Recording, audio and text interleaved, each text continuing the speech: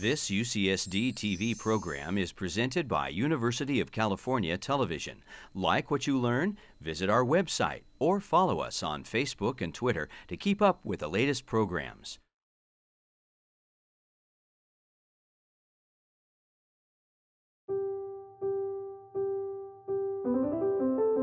We are the paradoxical ape. Bipedal, naked, large-brained, long the master of fire, tools, and language, but still trying to understand ourselves. Aware that death is inevitable, yet filled with optimism. We grow up slowly. We hand down knowledge. We empathize and deceive. We shape the future from our shared understanding of the past. CARTA brings together experts from diverse disciplines to exchange insights on who we are and how we got here. An exploration made possible by the generosity of humans like you.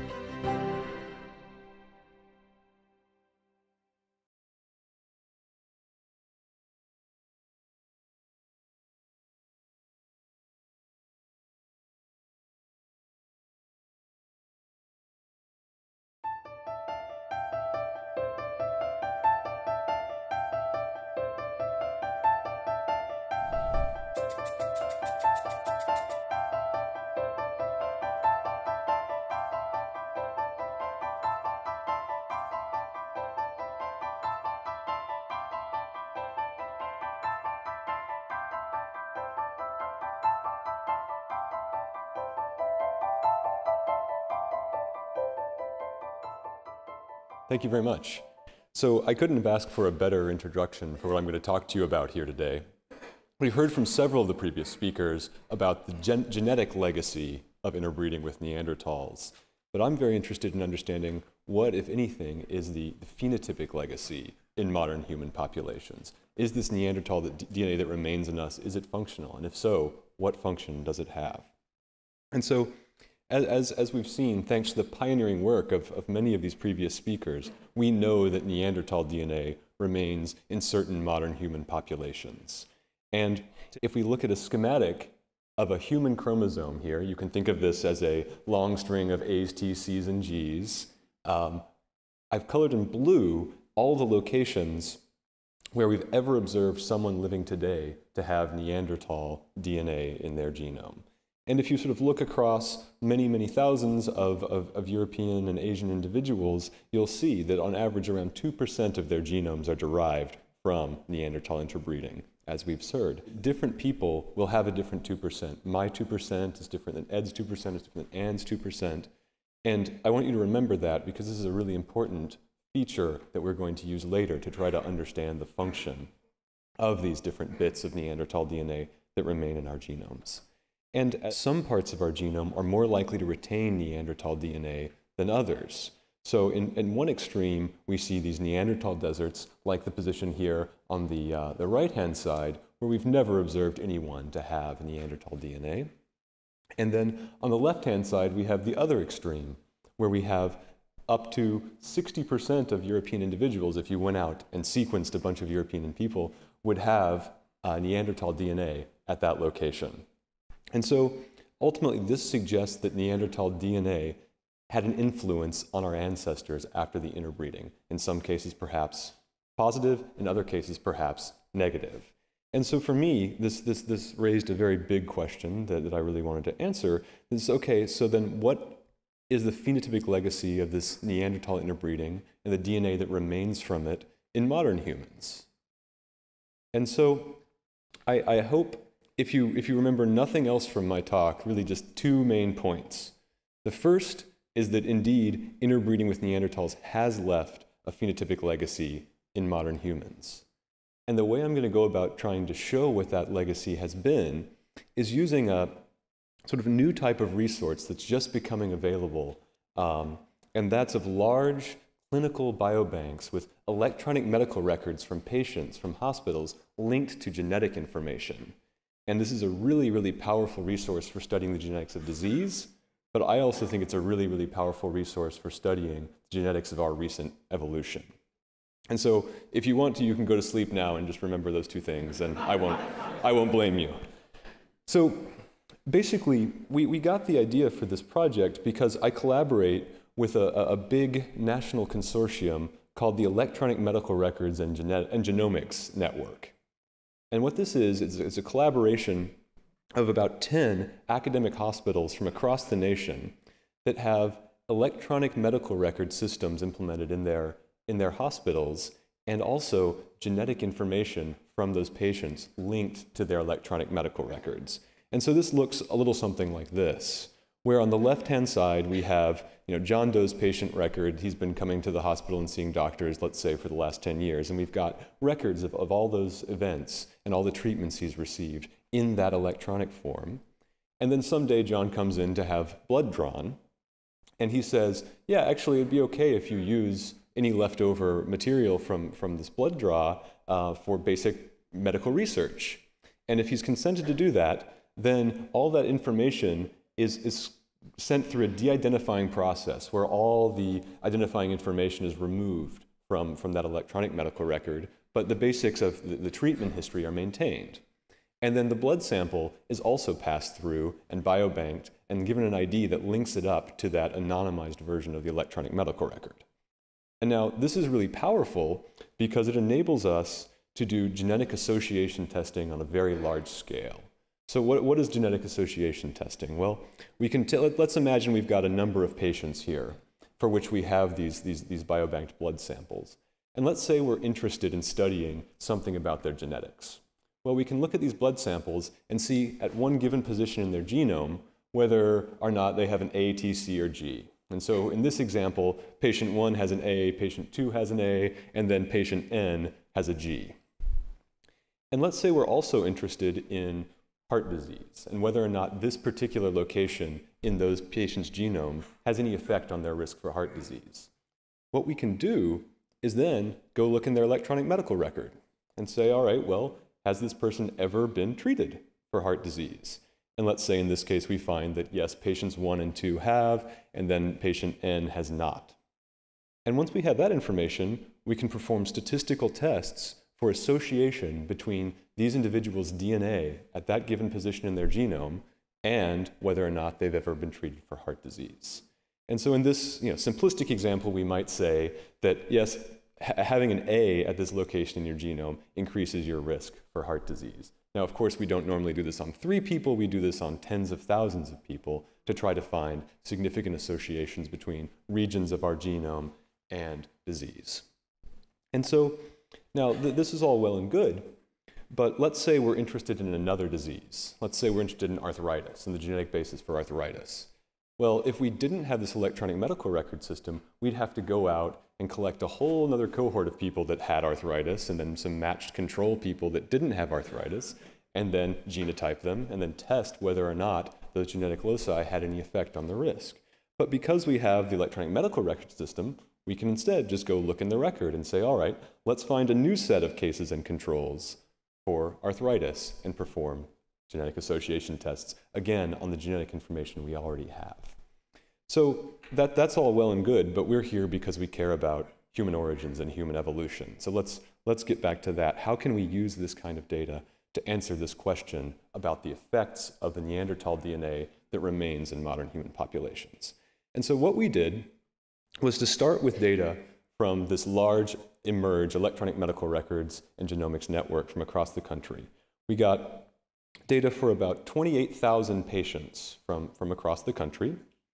And we first looked at their genotypes. We first found genetic information from about 600,000 positions across their genomes.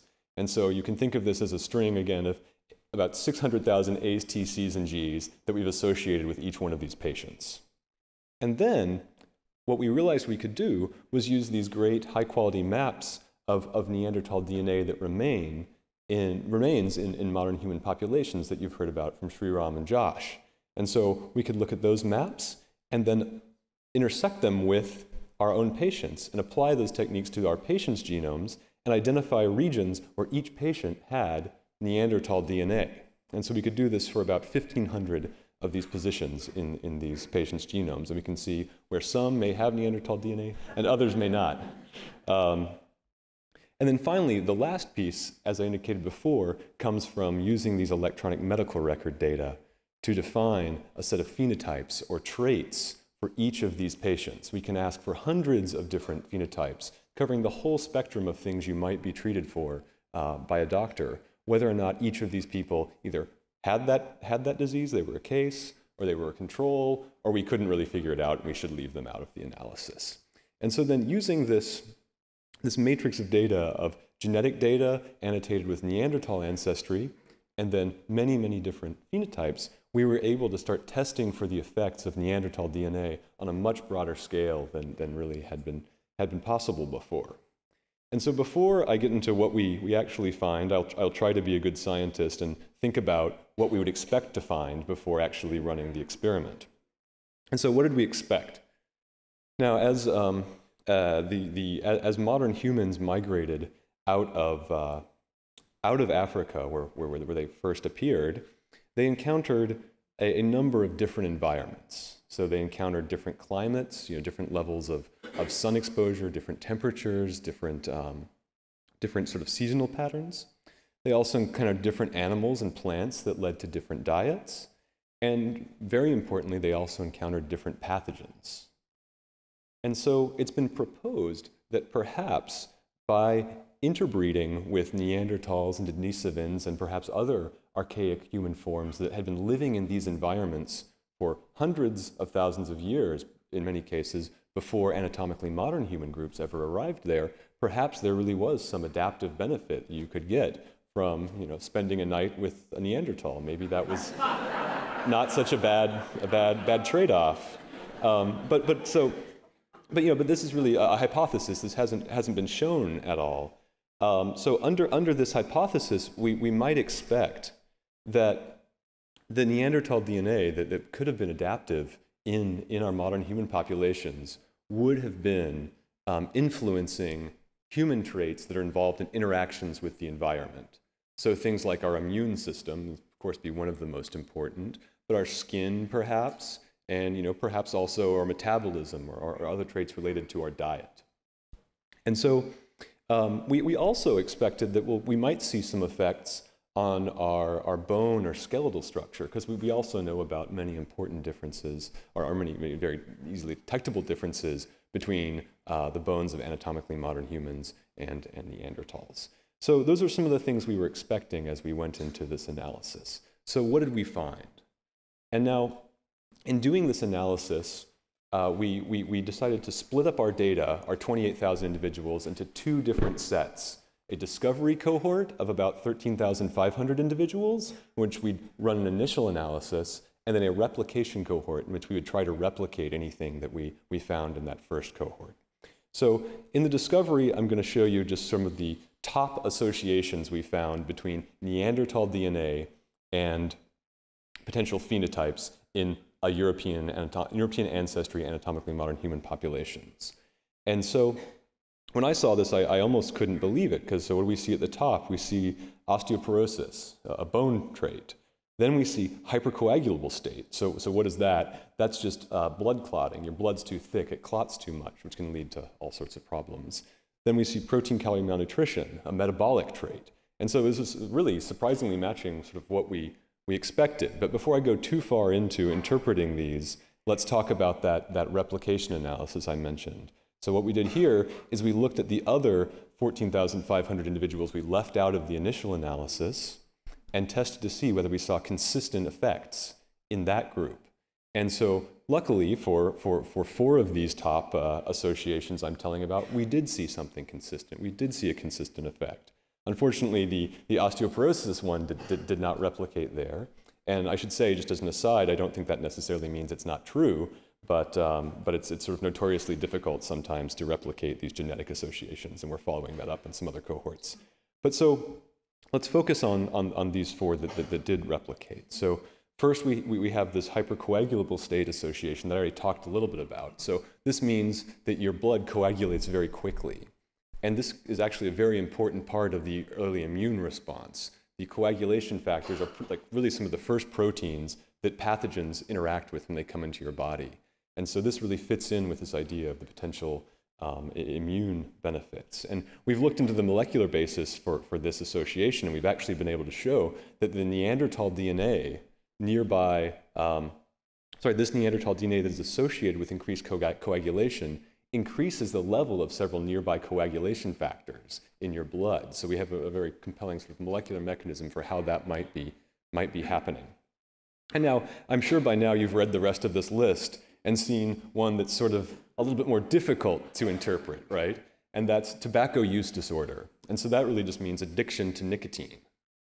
And so I think, should we be thinking about this?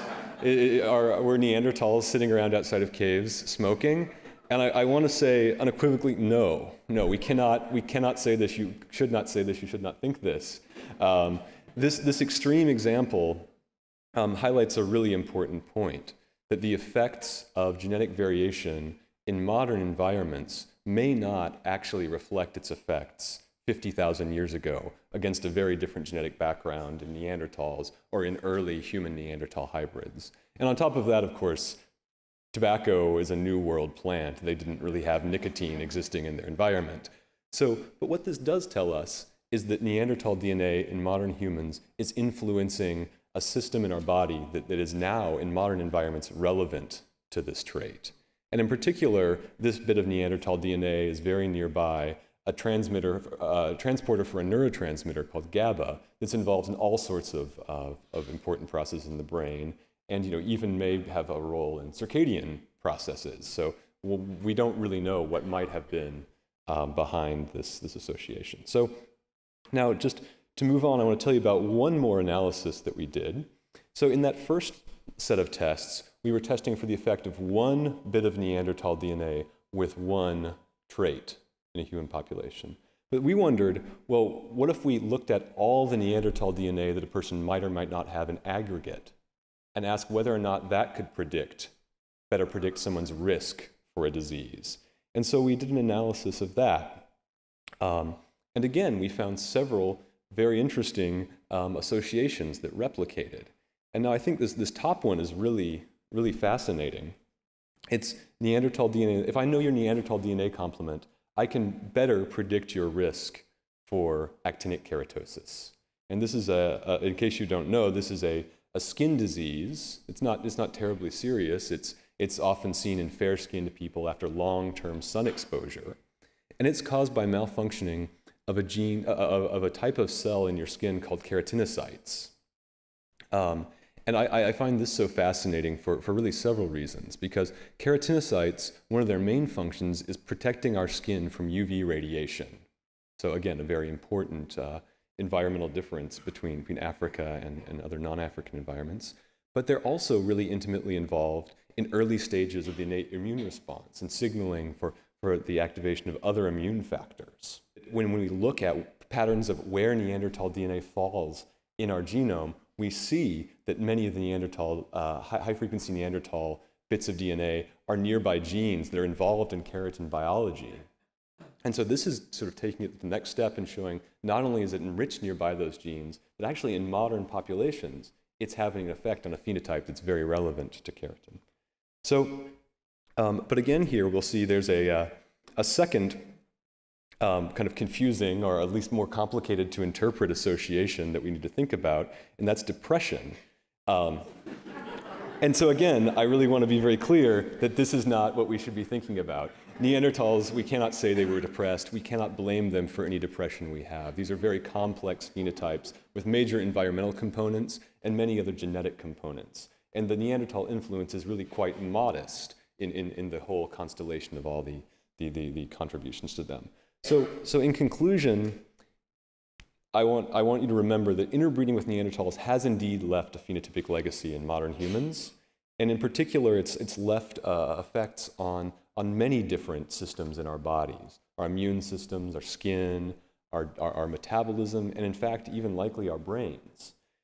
And so I think largely because of the nature of the data sets we've been looking at, we've found many cases where the Neanderthal DNA has a mildly deleterious effect in modern environments. But again, I want to remind you that's not necessarily true 50,000 years ago when this interbreeding likely occurred.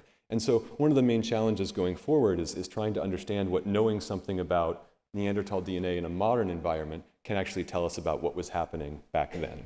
And so then the second point I wanted you to remember is that this was all enabled by using a new type of resource, these large-scale databases of tens or hundreds of thousands of electronic medical records from patients linked up to genetic information. And so I think just as the ability to sequence people's DNA at large scale has dramatically changed our understanding of the genetic basis of human evolution over the past 5 or 10 years, thanks to many of the speakers in the symposium, I think that leveraging these sorts of data and these sorts of projects that are popping up all over the world will allow us to do the same thing for the phenotypic basis of recent human evolution. And so with that, I would like to say thank you all very much for listening and thank all of my collaborators. And yeah.